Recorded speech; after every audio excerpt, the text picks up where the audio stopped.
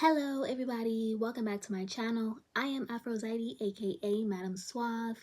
If you are new here, I would like to welcome you to the community.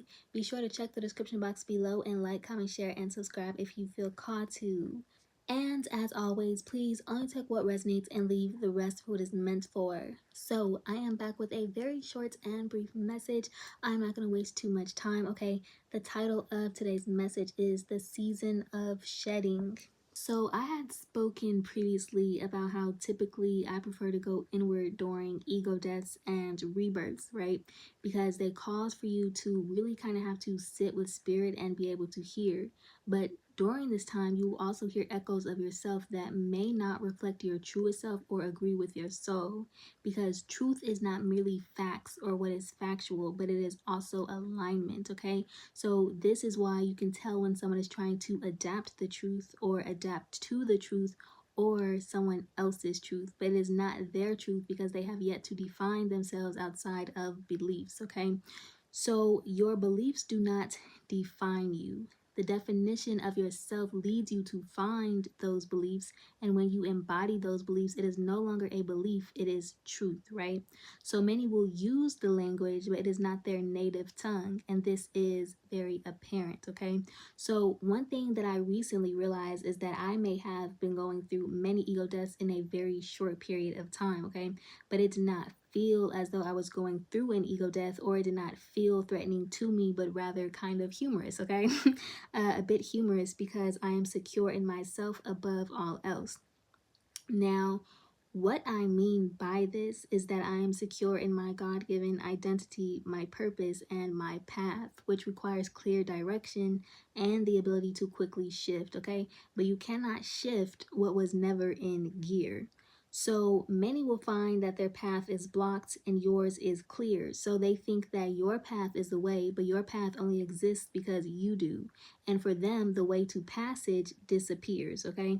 So the directions were placed or embedded in your heart. So my way is not your way. My way is showing you how to find your way, or Yahweh, which is not given through clear directions, because I am and I embody all ways. And only from the Most High is clear direction given, okay?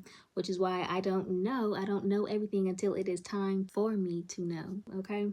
That is divine covering, okay? Always walking in the way without knowing the way so that you cannot give it away, okay? Walking by faith and not by sight. So to clear up why Jesus is not to be worshipped the same as God is a very simple explanation. They are separated by the flesh, which is limitation, okay? So your awe and your wonder should be directed up to God, because I experience the same and am not without flaw. But by God's design is perfection, and God's perfection personified. I am rooted in truth, so I seek the truth, and I seek myself, which once again is truth. So I am not attached to a season of truth, because through refining the truth, I refine myself, or refined myself, and vice versa. So when we speak of ego deaths, on one side of the ego, there is confidence that comes with the security that is found in humility.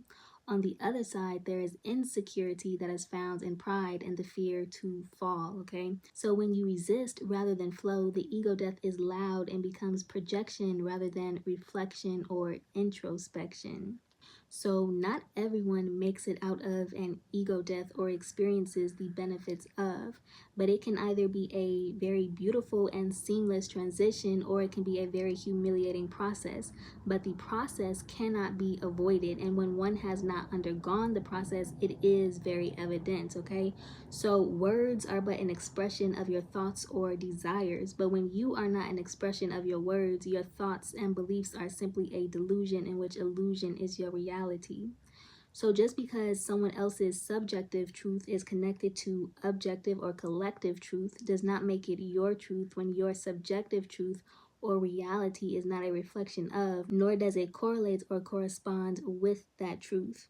The truth is not simply something that is learned, it is something that is achieved, right? So many people acknowledge that they are a bad or a corrupt person, even if it is through deflection, and yet they remain the same, which would mean the truth of the matter is that they do not believe that they are bad enough to change, or they are blind to themselves and their own corruption, which is the truth that they have achieved, and so therefore they fall with their pride. So even in death, their pride still will not die, okay? So when we speak about integration, integration is tranquil, stable, and content. It is a stillness that is both continuous and rapid. It is shift without warning, neither here nor there, but everywhere.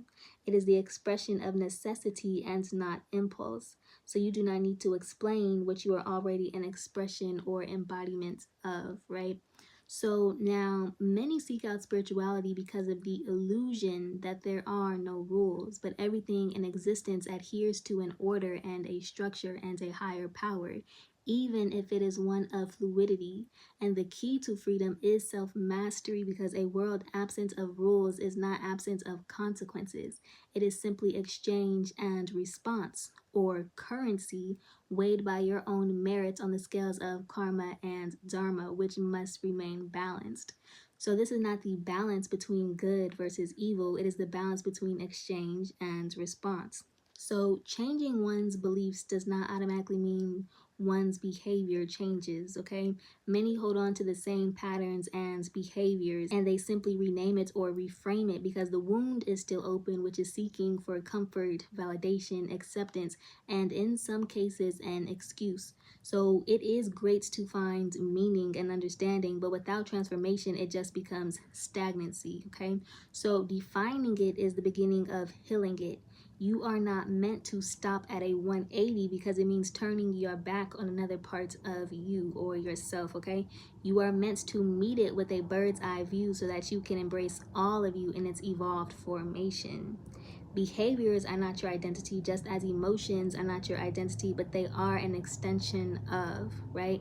So some being branches, some being roots. They are an expression or radiation or illumination of what is unspoken or unknown, a marker or indicator that can be tracked through time to signify growth or lack thereof. So a shaman can tell if it is a root or a branch by the strength of its stem. A healthy tree is comforted by the cycles and process of dying, for they will stand for much longer. But a sick tree will mourn its death from the time of its birth, because everything that falls and is stripped away is what the tree is rooted in.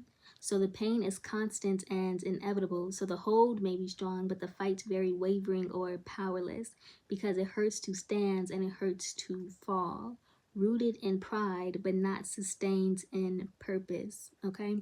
So that is the end of today's message. I hope that you guys got something from this message, okay? I hope that it helps you guys in your time of season, whatever season that you may be in. If you got anything from this message, if you enjoyed this message, or if you simply enjoy my content, my channel, etc., I do ask that you like, comment, share, and subscribe if you feel called to, and I will see you guys on next time. I love you all. Bye.